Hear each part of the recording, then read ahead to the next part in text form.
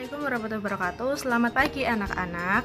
Sebelum memulai pembelajaran pada pagi hari ini, sebaiknya kita berdoa terlebih dahulu ya, dengan membaca basmalah bersama-sama. Bismillahirrahmanirrahim. Setelah ini, silahkan kalian semua menuliskan nama dan nomor absen kalian pada kolom komentar video kali ini, atau juga menuliskan nama dan nomor absen pada grup WhatsApp ya. Sekarang ibu mau bertanya nih, apakah dari kalian ada yang masih ingat tentang pembelajaran yang sudah kita pelajari hari kemarin? Ya, betul sekali. Kemarin kita mempelajari tentang sistem pernafasan. Sistem pernafasan terjadi pada paru-paru. Nah, selain sebagai sistem pernafasan, paru-paru juga termasuk ke dalam sistem ekskresi. Kita masuk ke materi, sebaiknya kita melakukan ice breaking terlebih dahulu ya, untuk menambah semangat pembelajaran pada pagi hari ini. Ice breakingnya yaitu tepuk semangat. Begini, tepuk semangat, semangat, semangat. Nah, sekali lagi ya, tepuk semangat, semangat,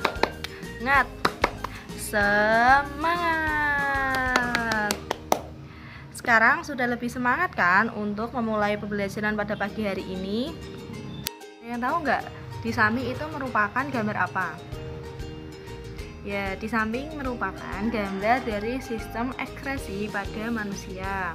Nah, sistem ekskresi merupakan pengeluaran sisa-sisa metabolisme yang ada pada tubuh kita. Jika tidak dibuang, maka akan menyebabkan tubuh kita menjadi adanya gangguan.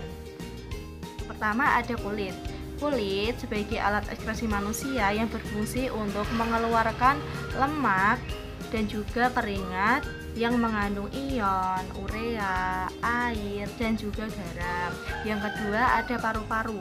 Paru-paru berfungsi untuk mengeluarkan karbon dioksida berupa H2O yang dihasilkan dari respirasi atau saat kita bernafas. Ketiga, ada hati. Hati berfungsi memecah beberapa senyawa yang bersifat racun serta menghasilkan amonia, urea, asam urat yang kemudian akan diekskresikan ke dalam urin. Ada ginjal. Ginjal bisa disebut juga dengan ren. Ginjal berbentuk seperti biji buah kacang merah atau biji buah kacang asis. Ginjal terletak pada kanan dan kiri tulang pinggang yang berada di dalam rongga perut, pada dinding tubuh dorsal, dan ginjal memiliki fungsi dalam pembentukan urin. Kesempatan pagi hari ini kita akan mempelajari tentang ginjal. Kita akan mempelajari bagaimana struktur ginjal, terus mekanisme pembentukan urin, terus faktor-faktor yang memengaruhi pembentukan urin. Yang keempat, ada gangguan-gangguan yang terjadi pada ginjal. Nah, struktur pada ginjal yaitu terdapat pelvis, korteks, medula, dan juga ureter. Nah, yang selanjutnya yaitu mekanisme pembentukan urin. Mekanisme pembentukan urin ada tiga. Yang pertama filtrasi, yang kedua reabsorpsi, dan yang ketiga augmentasi. Yang pertama filtrasi. Filtrasi terjadi di antara glomerulus dan kapsula Bowman. Ketika darah dari arteriol afferent memasuki glomerulus, maka tekanan darah akan menjadi tinggi, sehingga dapat menyebabkan air dan molekul-molekul yang tidak terlarut dalam darah melewati dinding kapiler pada glomerulus. Pada filtrasi ini menghasilkan urin primer. Yang kedua, ada reabsorpsi. Reabsorpsi terjadi di tubulus contortus proximal. Terjadi penyerapan urea, kreatinin, dan obat-obatan yang menghasilkan urin sekunder. Yang ketiga, ada proses augmentasi. Augmentasi terjadi di tubulus pengumpul atau tubulus contortus distal.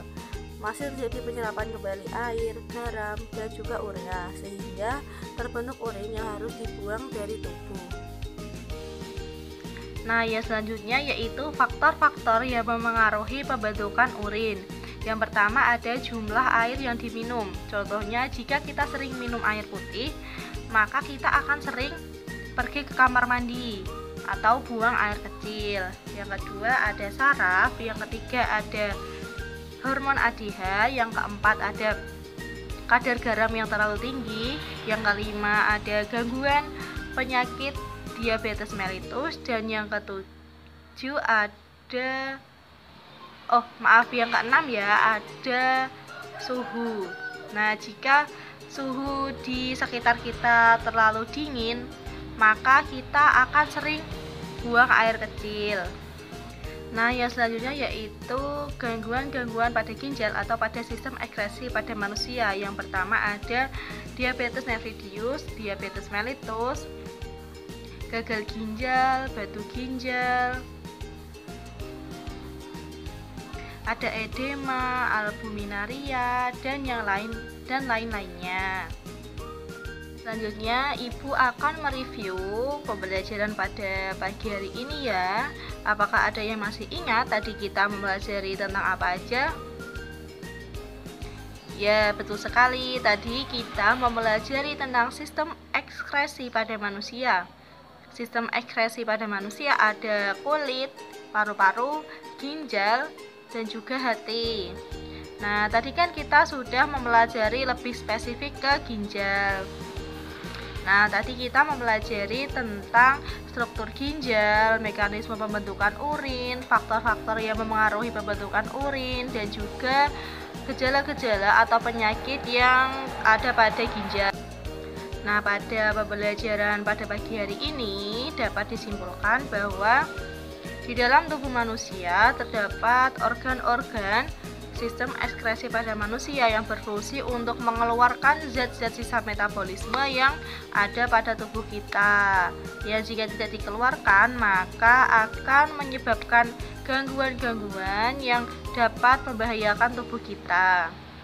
Nah, jika ada yang kurang paham atau yang ingin ditanyakan, silahkan list pertanyaan kalian kirimkan ke grup WhatsApp ya. Nanti Ibu akan menjawabnya di sana.